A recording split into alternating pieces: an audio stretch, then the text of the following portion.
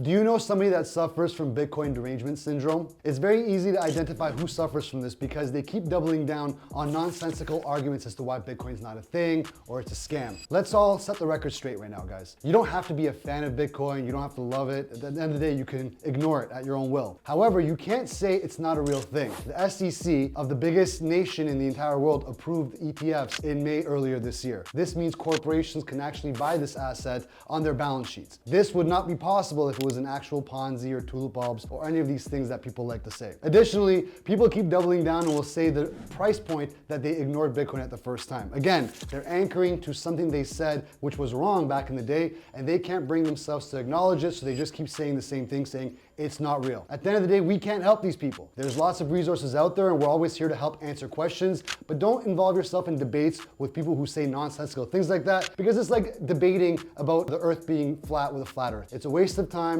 and not good time for your resources. If you want to help people, help the ones that actually want to learn more. Eventually, even people who suffer from Bitcoin derangement syndrome should come around and start wanting to learn more, but we've got people that have been saying Bitcoin is a bad idea since it was $1 a Bitcoin. So at the end of the day, it's a battle between that person and their ego, and nothing that you should involve yourself in. But if you do have somebody that suffers from Bitcoin derangement syndrome, feel free to send them our resource section at onebitcoin.ca. Hopefully they can take time to educate themselves, and if they have any questions, we'll be more than happy to help them at onebitcoin.ca. Good luck.